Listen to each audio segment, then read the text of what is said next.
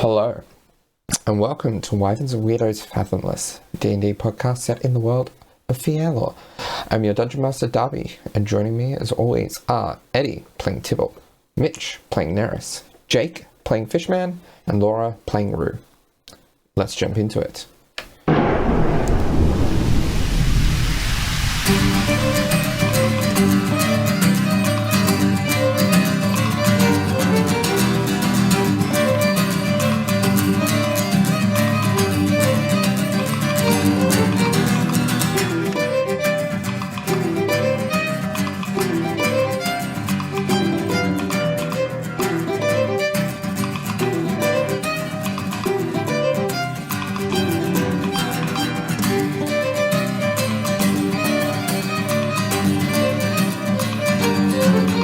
So, where we last left off, the party finalized their business on Acherin in the village of 𝗖𝗔𝗦𝗧 before returning to the Polaris with guests, new friends, Rue and Eldren in tow on their way back to 𝗖𝗦𝗧.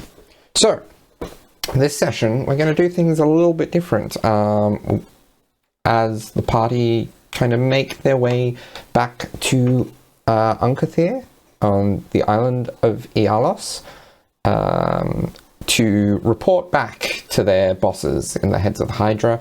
We're going to just cover some little key moments here and there over the trip. And it's just going to be small little one-on-one stuff, small couple of bits. There might be some larger group stuff, but it's not going to be as like long form. It'll just be little pieces cut up. And it's worth noting at this point, although you won't see the cards for a little bit, the characters, after the completion of their first successful mission, are now level 6. Or I should say, first successful on-screen mission. But you'll maybe see along the way some of the things they do with that new those new capabilities, or you might have to wait a while. We don't know. But let's jump into it. So, Fishman, what do your kind of daily duties and your immediate activities in the first day or so of being back on board look like? So if we are directly going like straight after we got back, he probably wouldn't be doing too much. It would just be like debriefing, chilling out, that kind of stuff. But then once morning starts, that's when his routine kicks into action. So it's a well-known fact among the crew that Fishman doesn't get up early. He doesn't. He sleeps in. He does not come out of his room until it's like, I want to say not close to midday, but fairly late for a pirate crew morning-wise. He might even miss out on breakfast every now and then. Just depends. But that's when 𝗖𝗔𝗦𝗧's responsibility comes in. 𝗖𝗔𝗦𝗧 is the answer for that. He's the early bird. So 𝗖𝗔𝗦𝗧 will often be up in the crow's nest, checking on how things are going. If anyone was on watch, he'll usually check in with them, see if anything was up last night or anything like that. And then he'll usually prepare a report for Fishman for when he does emerge from his chambers. Yeah, so that's generally how the morning goes. But when Fishman does come out, he usually hits the ground running. So he'll get that report from 𝗖𝗔𝗦𝗧. He'll go up to the crow's nest to check out things himself. He'll go down to the now I'm not sure if we have a proper room for it. I'm looking at the map now, but just specifically a room for navigation, like a mapping table. Would that just be in like the war? Yeah, so for mapping duties and stuff like that, you would utilize the war room typically. War room. Yeah. Yes. He often visits the war room and updates any maps, charts, information that might be necessary, weather conditions, one of which recently was a magical storm. For example, he would definitely note all of that down. He usually writes his notes in his book that he keeps with him, and then he might tear out a page or two or transfer them onto some paper, depending on whether or not it's a lot of information or just a little bit. And then he'll probably just go around and check on everyone else and see how they're doing. He tends to be someone who sees a lot of what happens on the ship, and he won't like step on people's toes or micromanage, but if he sees if someone's struggling or if they obviously need the help or ask for it, he's usually the one who's like already ready to help. So let's say they're struggling to pull the anchor up, he'll kind of just be leaning against the word for it, I can't remember, but the bar that you push, kind of like a steering wheel, but flat upright. The capstone. Raise it. That's it. I was almost going to say, Mitch, term for it, please. But yeah, so that's the kind of thing. Or if they're having trouble hoisting the sails or anything like that, he'll have the rope at hand, basically. Okay. So he's kind of just, I don't know, omnipotent being. He's always present, essentially, without being present. So yeah, that's how I imagine Fisherman's daily duties to go. All right. And then, if anything is of concern, he will also go see Tibble or the quartermaster to pass on those reports. But yeah, that's usually what Fishman does. All right. If you want to get into details, I can keep on going. I can tell you about like his favorite lunch, whether or not he has any like hair care routines. Or are there any particular things you want to discuss with 𝗖𝗔𝗦𝗧 as your junior navigator off the back of this mission, or? Well, yeah, there's. He would probably want to debrief. And he didn't necessarily get the chance to debrief with the entire crew in detail about his scouting. But because of that, because most of that information isn't really necessary, they just got basically the results of the scouting, which was the effects that the ooze had on the island and how the closer to this town that we got, the weirder things got. But he didn't really share exactly what happened on the scouting trip or any details like that. So, I mean, if he could come up with a report for 𝗖𝗔𝗦𝗧, he probably, would share that with him, because I guess 𝗖𝗔𝗦𝗧 might be doing that as well, being the junior navigator. Yeah. But yeah, and I'm not sure how we want to do that. Like, if it was just me making up stuff, or did we want to do it as like an actual flashback kind of thing? Yeah, we can do a flashback. Just kind of broader, but so covering the scouting that you found out in the forest. When you went, we'll kind of abstract it a bit, but so initially kind of roll me a survival check to see how you kind of fared getting to the forest in the first place. Mm-hmm. Not 7. well? 7.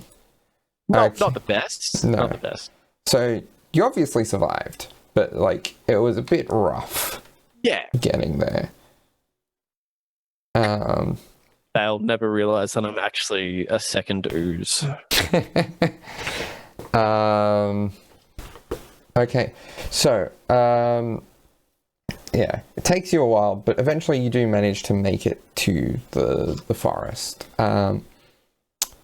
when you got there, I guess you would have noticed that most of the wider forest, at least the outer edge of it, seemed fine, except for as it approached nearer and nearer the settlement. And as you kind of go into the forest, roll me an investigation check, I think. Something I did want to ask as well. That's a 16 for that, by the way. Okay. Something I wanted to ask was how prepared was Fishman? Because we knew that a person was missing on this island, but is this island well visited, well documented, or well charted? Is that something that Fishman would have had access to? It is none of those things. Yeah. So he's probably finding all of this out as he goes. Yes. You were practically going in blind. Yeah. But that's what you do. That's why you're sent on these things. Yeah. But yeah. Could he perhaps then have done some mapping? Some topography maps. Yeah. Do whilst you he's going along. have a cartography? He doesn't specifically have any tools, which in hindsight is a terrible decision for the character and their role on the ship. I think. Do you have proficiency in navigator's tools? I don't. I would like that to be a thing. However, he can play the dulcimer. Interesting. I think you probably should. Yeah. I think we've yet to solidify what kind of having these roles are, but I would imagine that you probably would have navigator's proficiency. Yeah. Like, the envision for the character was more of a lookout anyways.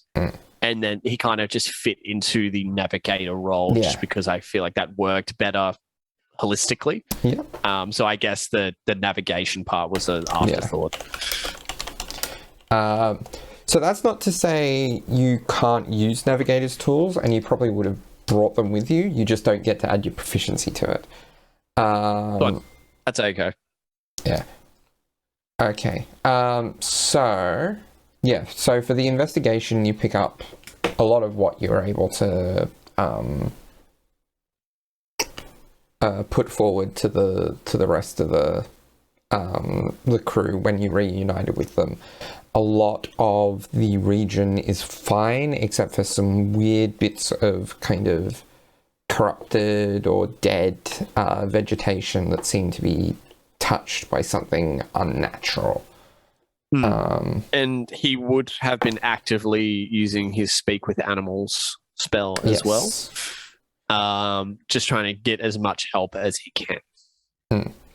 As for mapping the area out, so that would, I think, just roll me just a flat intelligence check. Flat intelligence, happily. That is a 10. 10.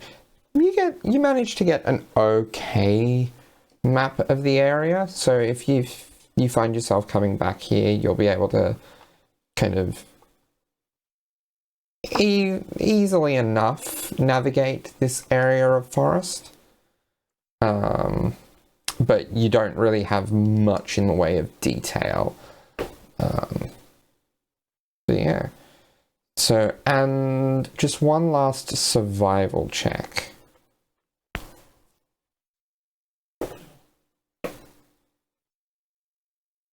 A survival check coming right up. Apologies, everyone. My rolls haven't been the best. I'm blaming D&D Beyond. I got a natural 1. That's a 9 total, however, but I don't think that matters. It does for skill checks. Skill checks, natural ones, natural 20s aren't auto success or auto failure. I don't know. I guess I went to build shelter and cover myself with like leaves or something, but it was actually ooze disguised as leaves. Not that bad. Not that bad, but you maybe set yourself down on a spot that had some residual ooze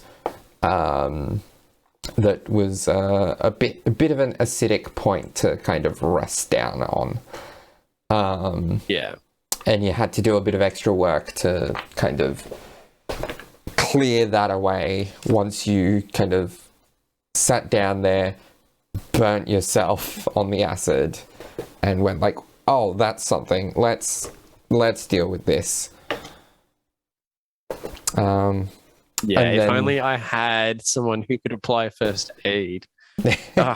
Going solo sucks. And then the next day, you would have been able to do like that last little bit of exploration before catching back up with the rest of the crew.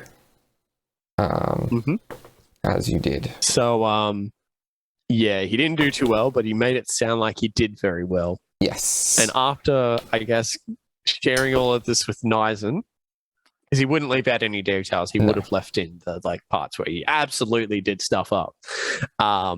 He would just like lean back on the wall and go, "It's not always a clean job." All right. You'll learn. As he coughs and gets rid of that raspy voice. Ugh. Yeah. Okay, so Nerys, what do you do when you once you've returned to the ship and everyone's kind of settled back in, given you have a lot of new reading material? Yeah. So Nerys is he doesn't isolate himself as much, but he does, as he does occasionally, relinquish a little bit of the roles to his second in command. However, he has made it very clear to all senior officers and his 2IC that if there are any quartermaster issues, he will still be running as much as possible and taking notes and sorting out stock and everything like that.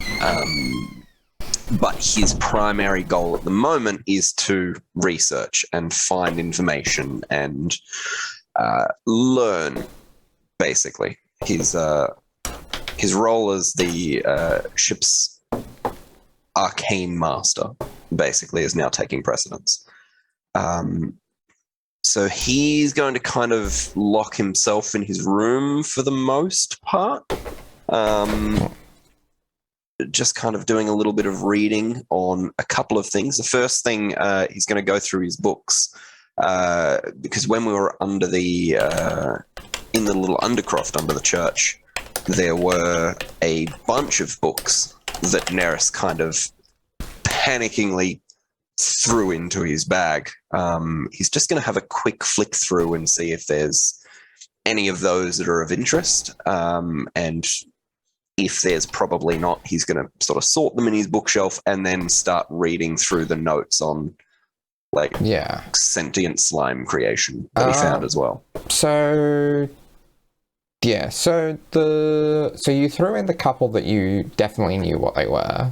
Yes. And then there are a couple of others that you threw in just dragging in from the shelf. Was that right? Basically, yeah. So he took the notes. He took a couple of books on not necromancy as such, but like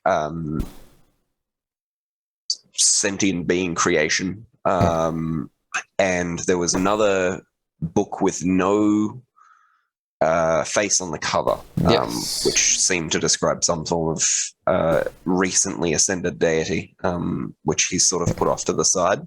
And then he just sort of like put a hand on the bookshelf and just kind of like shoveled whatever else he could in there. If there was something that looked nice, he just wants more books, basically. Okay.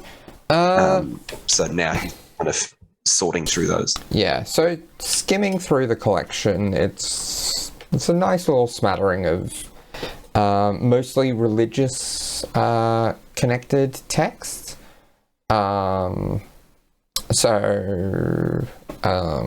Discussing both usurper and prime deities. I don't think I call them prime deities, but I can't remember the term I have for them. But both the good guys and the bad guys. And neutral parties as well. But it's mostly religious texts, a couple of things on arcane experimentation, particularly to do with oozes and monstrosities. And that seems to be... And a little bit of stuff of aberrant nature. And that kind of point between ooze and aberration seems to be where this experimentation that discovered or created the obelisks stemmed from.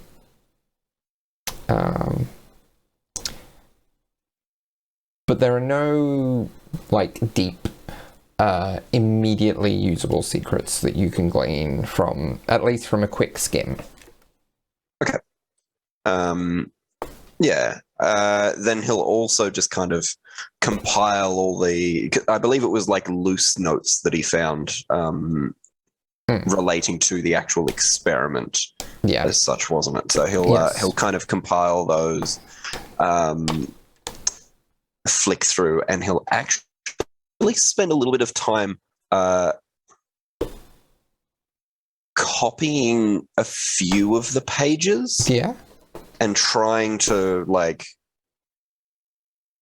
mimic the actual text design, the kind of the flow of the words, the design of the parchment as well. And then he's going to take those copies and burn most of it and keep little scraps of it. I will note, as you are going through and reading these notes a bit more thoroughly and copying them, roll me an intelligence check. It's not great. And if you have proficiency in insight, you can add your proficiency as well. Excellent. 14 then. 14. It becomes reasonably apparent as you're reading this that this was the work of the priestess.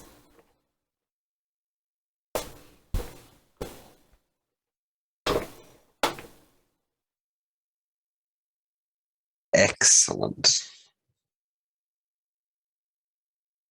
Well... That's a thing. It is a thing. Cool. Well, that's fine, and that won't have any repercussions at all. And Nerys just kind of looks at this for a little bit, just kind of squints at it, and he just kind of says, well, that's definitely a thing. Okay, and then just moves it off to the side. Okay. There is one final piece of writing that you were able to procure on the island. A sealed letter given to you by the mayor. Yes. He is absolutely going to read that as well. And he kind of takes it out and he just taps it on the knuckles of his other hand. And he's going to think for a little bit, and then he's going to...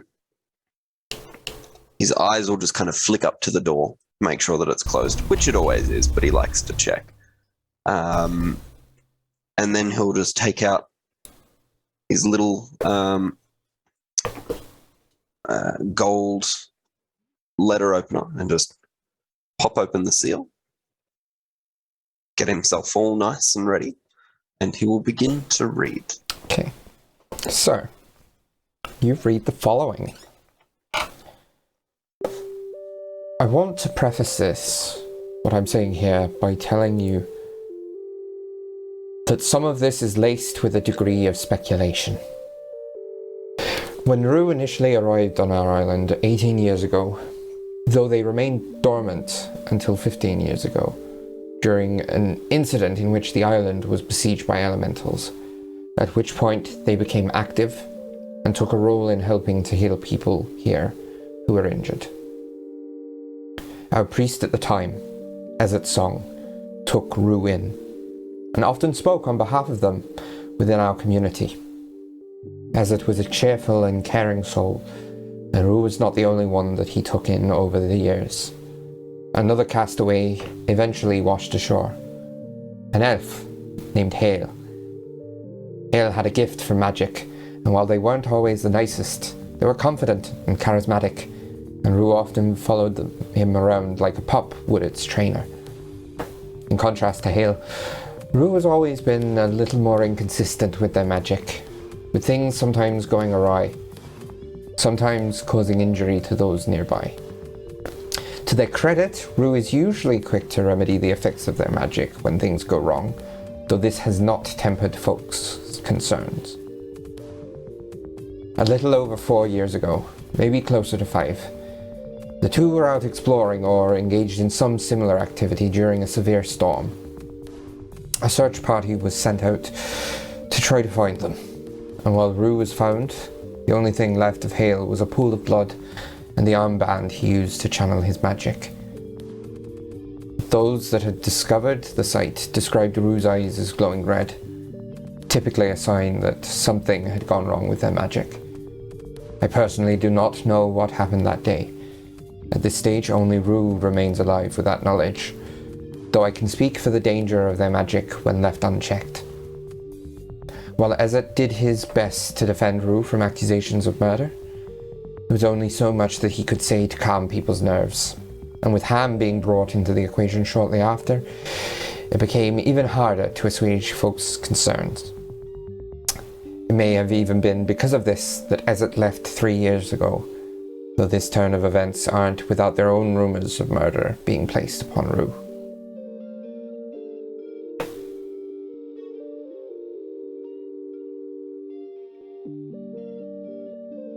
Well, this raises questions.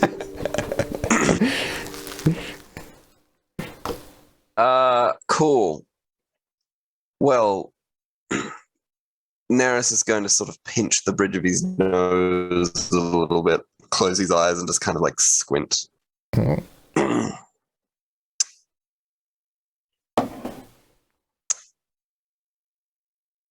That is another thing. Right. Well, excellent.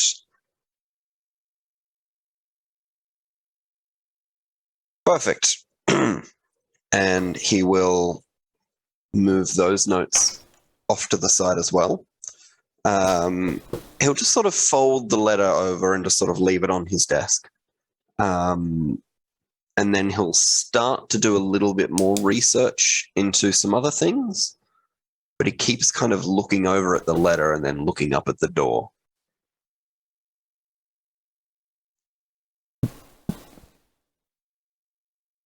He's going to read the letter again, slower and more meticulously. He's going to take out his notebook. He's going to write a couple of keywords, and then he's going to burn the letter.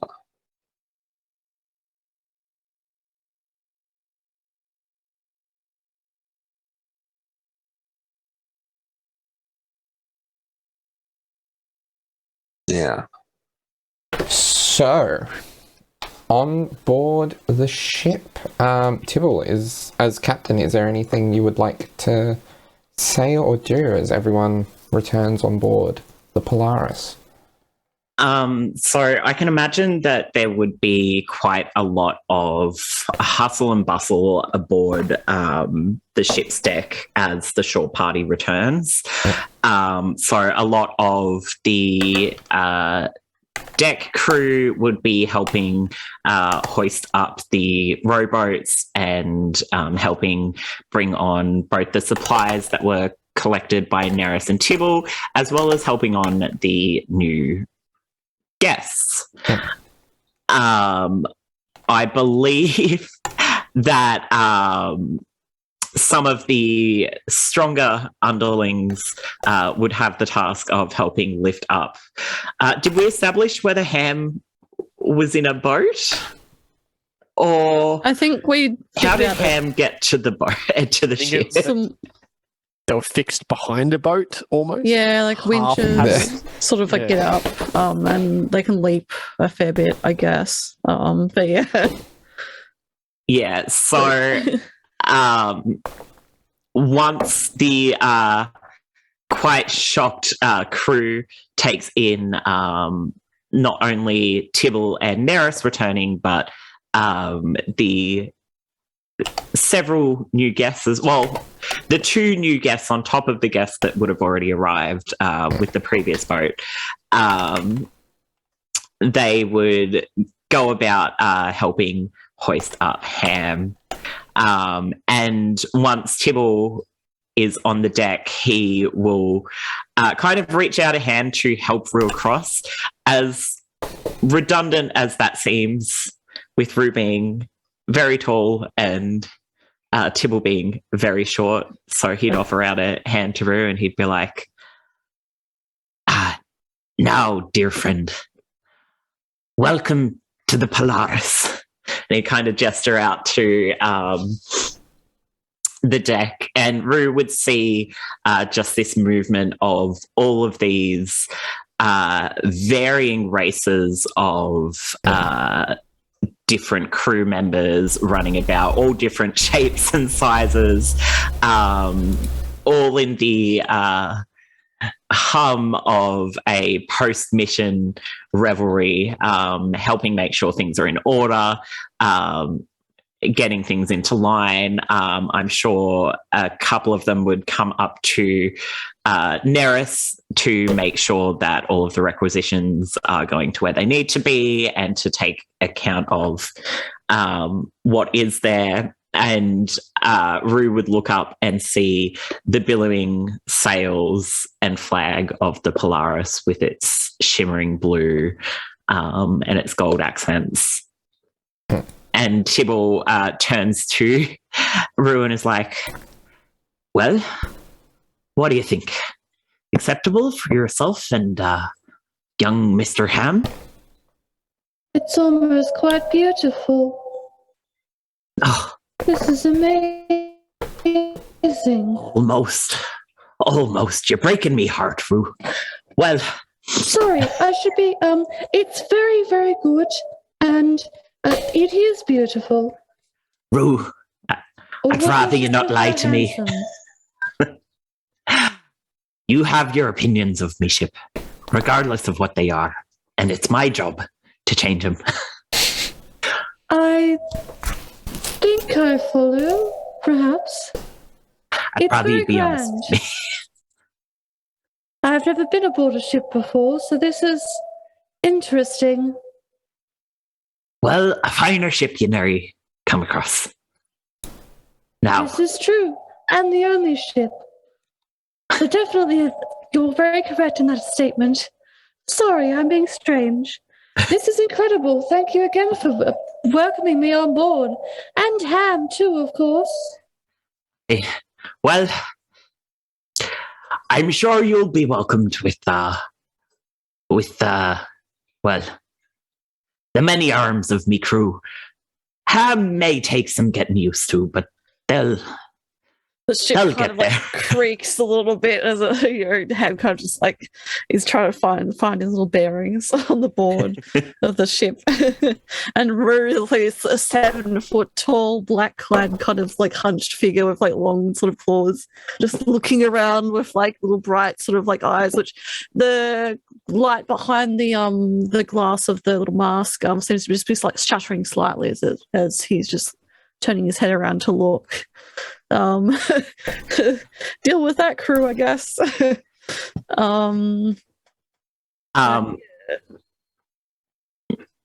Yeah, Tibble, he, I guess he'd look around and see who exactly is on the deck aside from himself, Nerys, who would have been with the boats, Ham, and Rue. Is it most of the crew or specific members of the crew particularly, or? At this point in time, it probably would be most of the crew, as there'd be some coming in and out, as there's a bit of hustle and bustle with getting supplies and stuff in place, but Yeah. All right. Tibble would probably call out to who would have a good rapport, who would feasibly be on deck. He'd probably call out to, let's say, Bones, and he'd be like, Bones, come here a moment. I'd like you to meet Rue. Rue is going to be a guest in addition to Eldren, who was our, who we went to rescue, I suppose. Can you get the word around? of course. Wonderful. Also, Rue's companion, Ham, will also be joining us. Is there anything the crew members should be aware of with Ham? Like, is there anything Ham doesn't like, or any, like, I'm not too familiar with pets myself, but I do know that sometimes they have certain feeding schedules and, not to give them snacks if their owner's going to feed them, or dietary requirements, that sort. Well, Ham sort of likes eating everything, but I usually just feed him trash or meat if I get some. Or fish, of course. He'll probably eat whenever he feels like it, but he might have to be a bit more careful, of course, being on board. So I'm sure it will be fine, though. the crew are safe to approach him and feed him if they wish. I would do so with great caution. So that's a no then. Ham's not dangerous, though. What's a yes then? A maybe, perhaps. Bones, if you can tell the crew that they can cautiously, if they wish, feed trash, fish, or things that they don't want to be eaten to young Mr. Ham. Perfect. And That will be excellent. And if anyone has questions about Ham, come to me? Come to Rue? Rue, are you comfortable taking questions from strangers? Of course. I am always happy to answer questions, or to assist with Ham, of course. Is there somewhere that we can stay, or will we be stationary on the deck? No, of course. I'll show you to your guest cabins. It might be a bit of a squeeze for young Ham.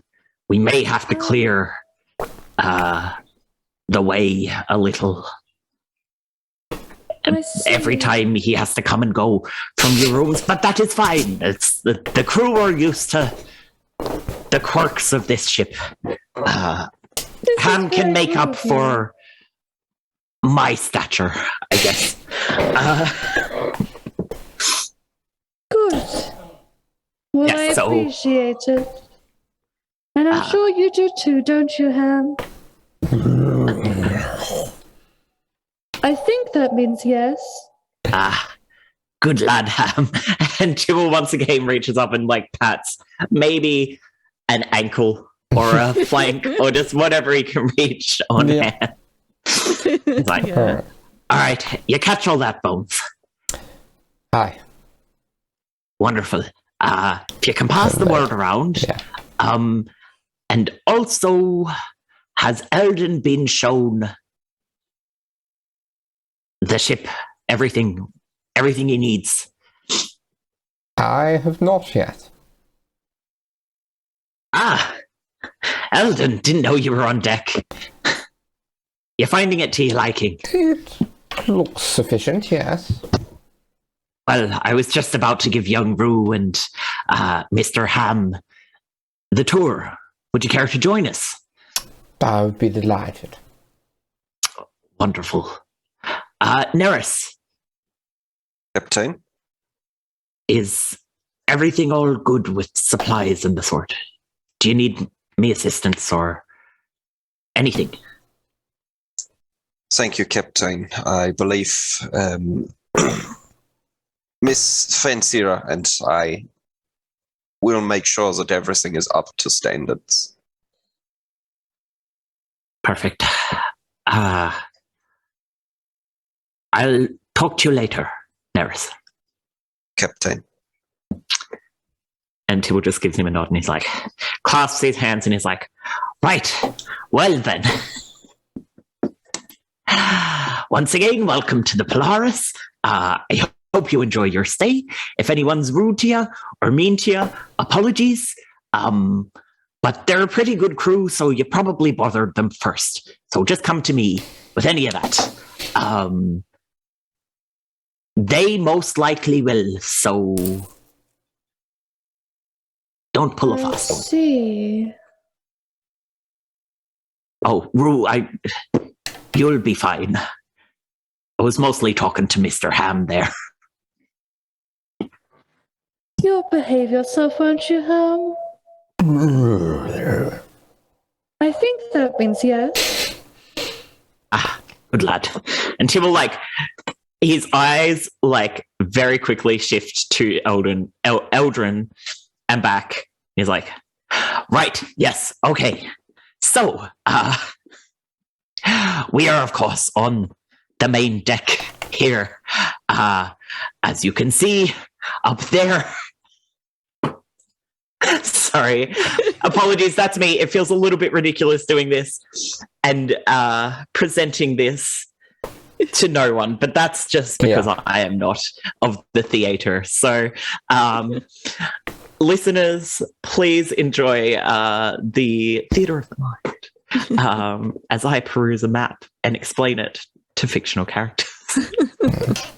A map that still has a few minor errors in it as far as labeling. Uh-oh.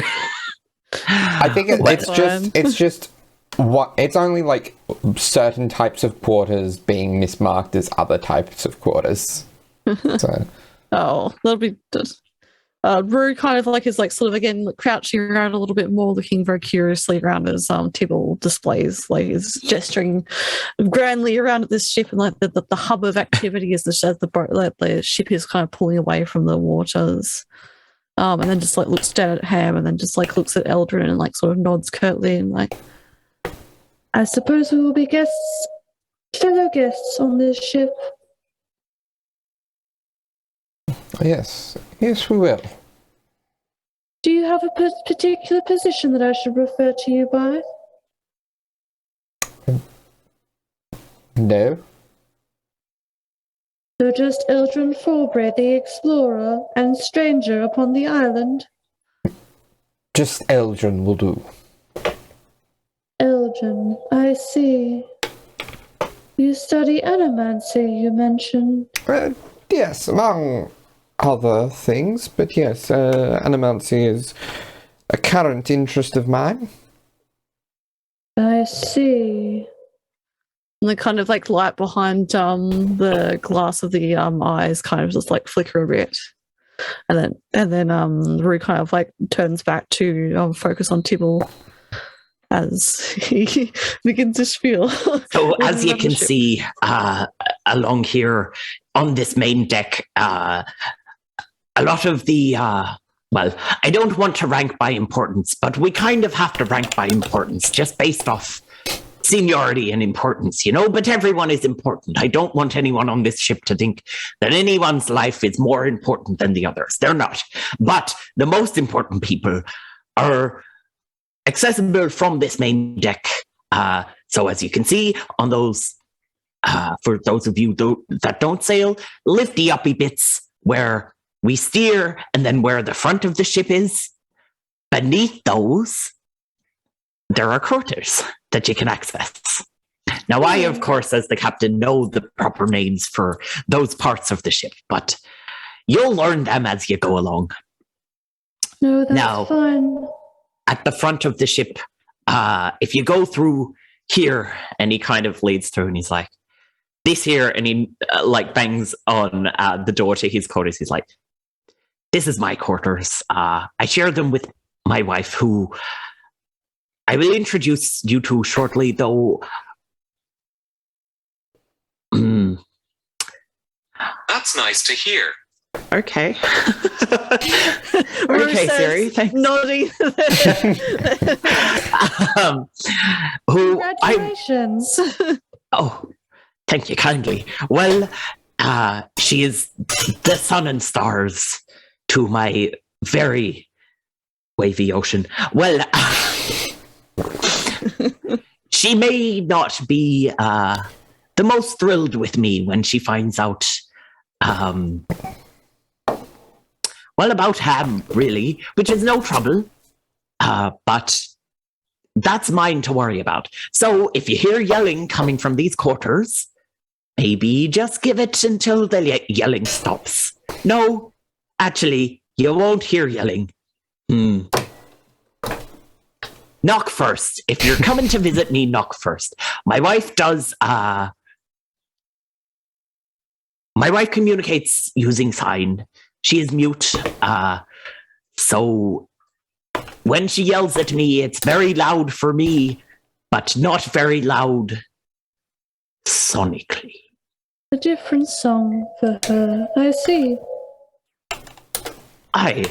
Ro. A beautiful way of putting it. Now, across from my quarters here, you'll find the meeting room.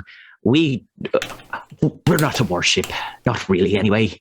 Not unless we're getting paid to do that. But in all my years of running this ship, we have not yet. So let's hope that streak continues.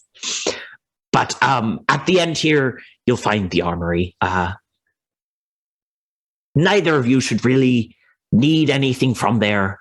But if you have any requisitions that you are wanting or needing, speak to myself or Nerys, and we'll be able to see what we can do. I see. So the two of you are in charge of this, of collecting things, or duties, or permissions. Well, technically, I'm in charge of permissions, and Nerys is in charge of the collecting and distributing of things. But also, Nerys is somewhat equally in charge of permissions, to an extent. I've got the top call, but I also appreciate the word of my crew. And Nerys generally knows a lot more about the aspects of his job than I do, so I feel like it's not fair if it's just, I say this and that's what happens, you know? That makes sense. A sort of partnership. A partnership. Is it business? Is it business only? Or do you care for him? I mean, I care for him, but I'm married, and my wife and I, while we've had conversations, Nerys is more like in a familial sort of do care for the lad. Don't get me wrong. I meant platonically, although this also tells me a lot of information, so thank you. Right. Well, if we reach the other side of this main deck, you will find the other senior officers' quarters.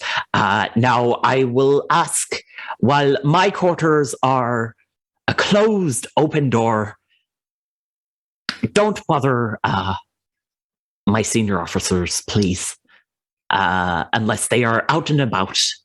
If they are retired to their quarters, unless you have explicit permission from them, please respect their privacy. I believe it wouldn't have to be something that I have to ask, but communicating healthy boundaries is, of course, part of running a very good ship.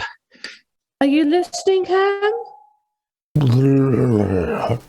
I think that means yes. Yeah, just be sure to ask permission before heading into, well, any of my senior officers' rooms.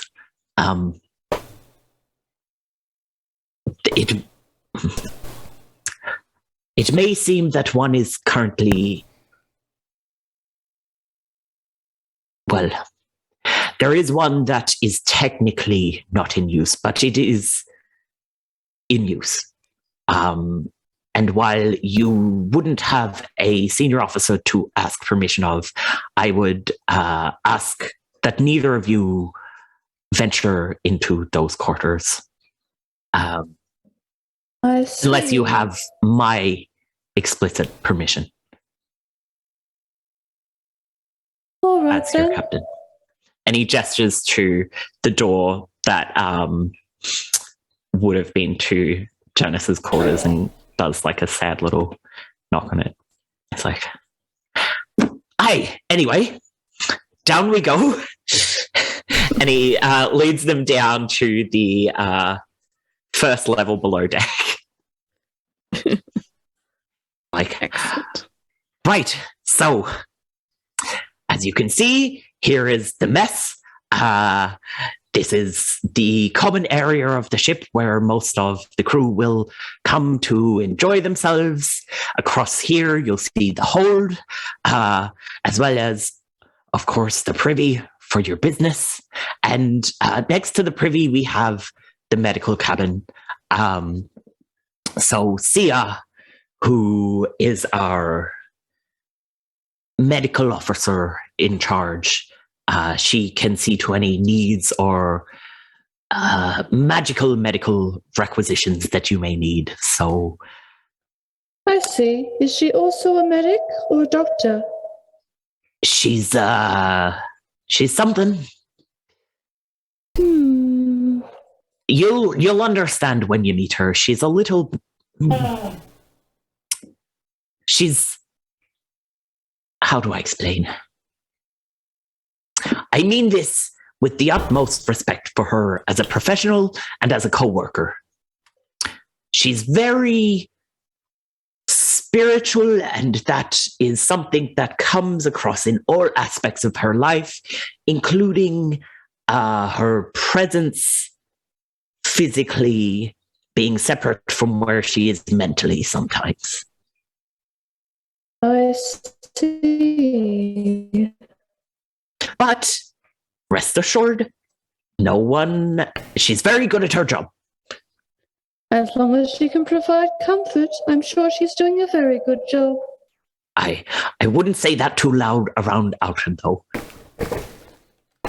Yes, he does appear to have some sort of concern with this. Well. And as he kind of walks through, he starts leading towards the guest cabins. He's like, as he's inching past the kitchen, he kind of like, Kara, my sun and stars, moon of my life, have you met our guests?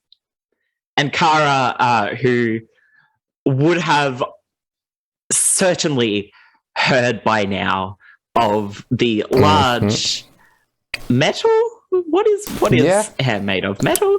Yeah, pretty much. The Yeah. large metal dog, quote unquote, that is now boarded, just crosses her arms and looks down at Tibble because she stands above him by 2 feet, and she looks down at him and has just this stone expression.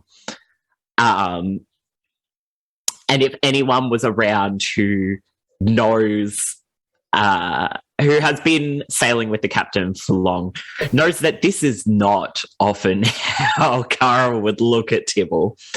And so this is very rare. And Tibble kind of shrinks shorter than his 1 foot stature. Like, well, dear, I can see you're very busy in the kitchens. It won't take very long. This is Rue. And Rue, you would notice that as Tibble starts talking to Kara, he starts making gestures and movements with his hands. And when he says Rue, he spells out Rue in sign. And Kara looks and spells out Rue, and then she kind of points to herself and spells out Kara in sign. He's like, she's teaching her name. That's how you sign Kara. With hand, that makes sense.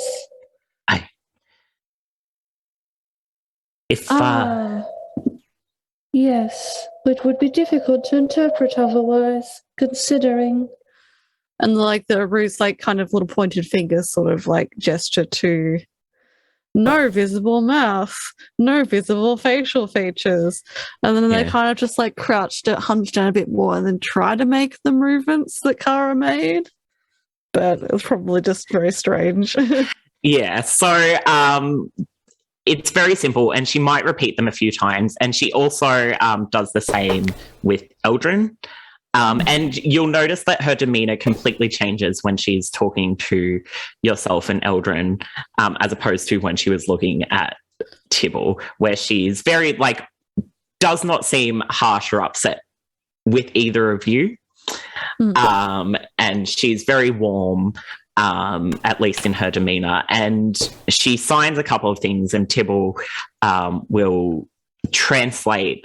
He's like, she's saying, welcome aboard, and then he blushes really red, and he's like, love, do I really have... She also says, don't let my idiot husband get you in too much trouble. Interpret that as you will.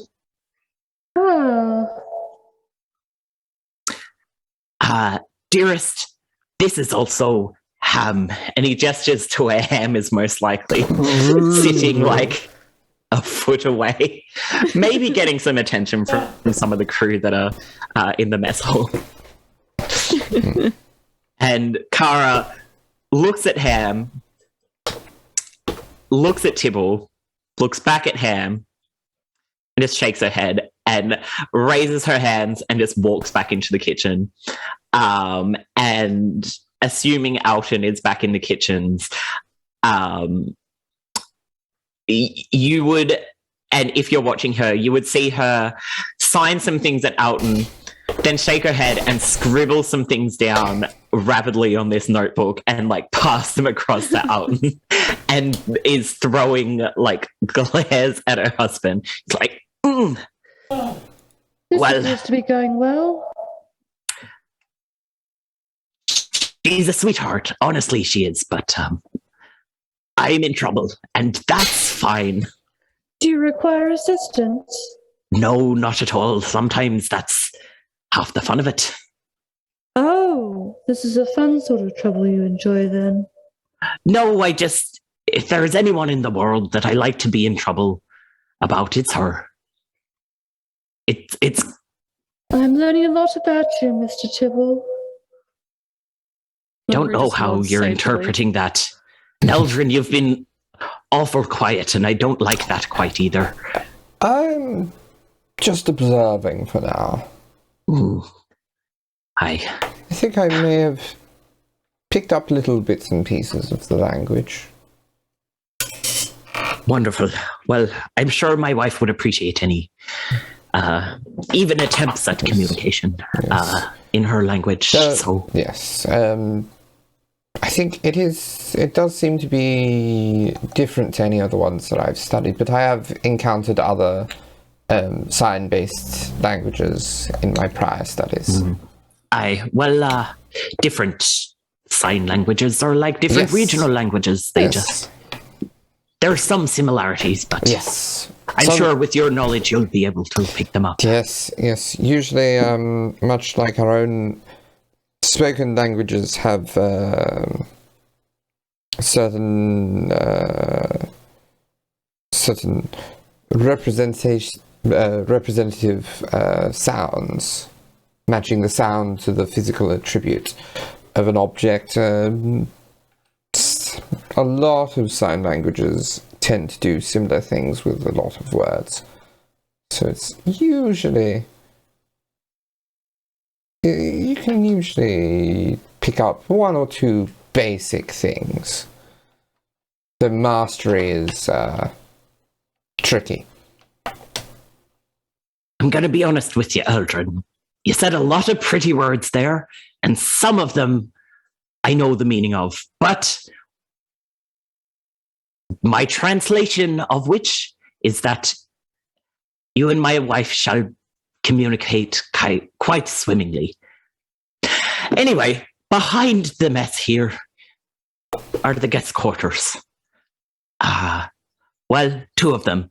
There is another one on the lower decks, if you would both prefer to be further away, or if one of you prefers to be more isolated, that's down in the hold, the lower hold, across from the secondary armory. But it is less social, so if you're wishing to sort of feel a part of the crew, or at least try to get to know some of them, and if you like a shorter walk to breakfast or the privy, this is the best spot. Kind of gestures to the two rooms. It's like, the one on... my own brain is failing me. Which one's left? Is it Starboard or Port? No, I should know this. People could just point to the one that he's talking about. This one is the one on this side is the larger cabin. Now, Eldren, as much as our honored guest, our honored short-term guest, and of course, one of such importance, as much as I would like to offer you this cabin first, Rue will be sharing with the larger guest. I understand. Yes, you don't need to explain it. So, Rue, if you would like one of the closer to the mess rooms, this one would most likely be most suitable for yourself and Ham. That is especially kind. Not at all. Rue kind of like pokes the little beaky head around to like look at the sort of area and kind of like size everything up. And then just looks at Tibble. May I go inside? Aye, of course. So I can imagine that the guest room, and they're all most likely dressed quite similar, unless, Darby, you had a specific idea for them and how they appear, or? No, they would be dressed quite similarly. Yeah. So there would be a simple but comfortable double bed. A lot of the sort of adornment, stuff like pillows and comforters and comforts, would be in similar colours to colours that you would see upon the Polaris. So lots of sky blues and golds. And along with the bed, there would be a large chest for any belongings, as well as a bolted robe So the rope would be bolted to the side of the ship to stop from any sea accidents. And there would also be just a bit of a sitting area, so a comfortable bolted lounge with a small bolted down table and a desk in the corner for any works that may need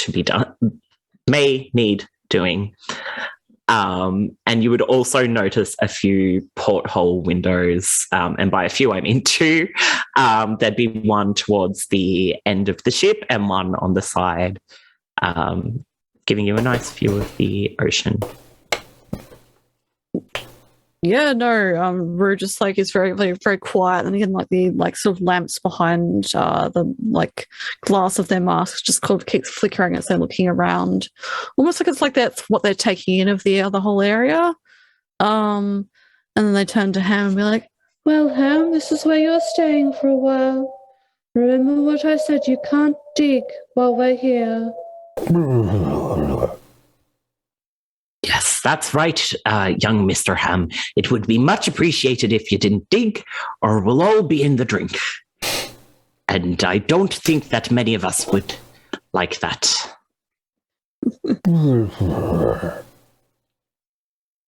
Now, if there's anything additional at all that you need to be comfortable, or for Ham to be comfortable, please let me know. I will note that the galley is across the hall, next door to the other guest room. If we can keep Ham out of there so that young Alton does not, string me up by my little furries, that would be appreciated. I will do my best. Wonderful. Thank you again for your hospitality. Of course. Rue nods their head at Tibble from all 7 feet up, stooping a little bit to fit into the space. There is the lower decks, but they're quite basic, not much to see. Would you like me to leave you to get settled? And I'll show Eldren to whichever quarters he chooses. That will be quite good. I appreciate you showing me around. I hope you reconnect well with your crew, and everyone will be pleased and happy again soon. I hope so too. But anytime, Rue, just if you need anything, let me know. And Rue nods and looks around. All right, well, it's not a big space, Ham, but we can make it do. Let's see if we can move some things. Just starts like shunting stuff aside a little bit. And then, yeah. Now, and as he steps out into the hallway, Tibble's like, now, Eldren, I understand with the nature of, your study and your work, if you would prefer the lower deck. Yes, that would be greatly appreciated. I had a feeling. Thank you. And Tibble shows him down to the lower deck quarters. It's like, there ain't a view here, unfortunately. You're surrounded by the drink, but, it's a short walk up to the upper decks, so... If you need anything at all, Eldren, please let me know. Thank you. Now, is there anything more to the tour, or? Oh, just have we? These lower decks. We just have the hold and the secondary armory. Once again, okay. Please talk to either myself or Nerys if you need to requisition anything in the armory. Don't trouble yourself if you see members of my crew going in and out. They most likely have permission. No need to report it to me. We've got it covered. Not saying that you're the type to snitch or anything. That's not what I meant by that. Noted. All right. Well, I suppose I'll leave you to it. And Tibble just kind of raps awkwardly on the like doorway of the room, and he's like, enjoy your rest, study. Bye, Eldren. All right. And he scampers back up to the upper decks to do his captain jobs.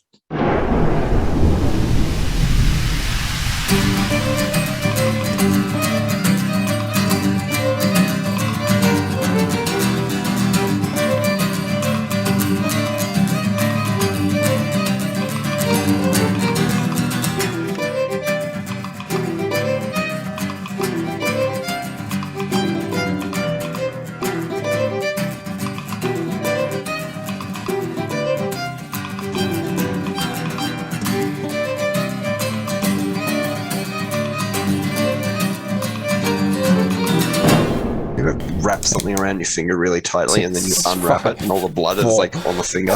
It's crazy. Dude.